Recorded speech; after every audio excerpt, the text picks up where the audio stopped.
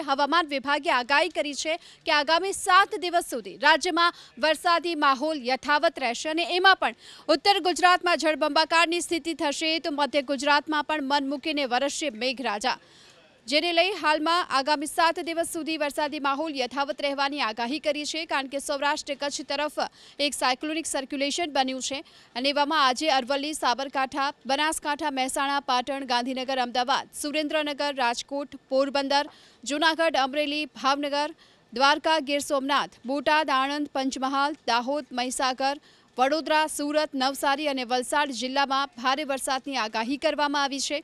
આવતીકાલની વાત કરીએ તો દ્વારકા, પોરબંદર, જામનગર, જૂનાગઢ, ગીર સોમનાથ, મોરબી, કચ્છ, પાટણ, બનાસકાંઠા, સાબરકાંઠા, નવસારી અને વલસાડ જિલ્લામાં ભારે વરસાદની આગાહી કરવામાં આવી છે।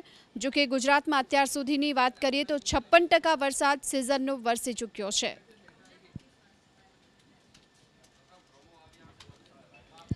તો આ તરફ સાબરકાંઠા જિલ્લામાં પણ આજે ધોધમાર વરસાદ વરસ્યો હતો અને આજે મેઘરાજાએ ધમાકેદાર બેટિંગ કરી બપોરના 4 વાગ્યા સુધીમાં પ્રાંતિજમાં 6.5 ઇંચ જેટલો વરસાદ ખાબકી ચૂક્યો છે। તલોદ અને હિંમતનગરમાં પણ 4.25 ઇંચ વરસાદ વરસ્યો।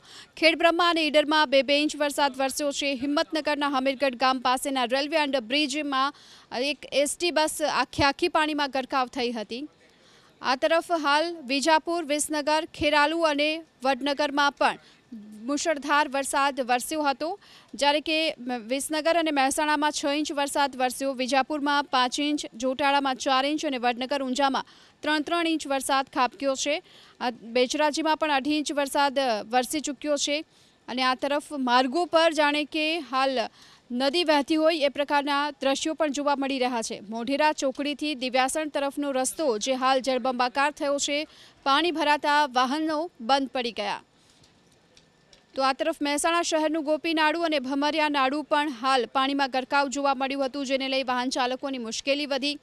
ભમરિયા નાળામાં 30થી પણ વધુ વિદ્યાર્થીઓ પાણીમાં ફસાયા હતા, જોકે સ્થાનિકોએ આ તમામને સહી સલામત રીતે બહાર કાઢ્યા છે। મોઢેરા અંડરપાસમાં પણ પાણી ઘૂસી ગયા હતા। વાહન ચાલકો માટે હાલ તો આ અંડરપાસને બંધ કરવાની ફરજ પડી છે।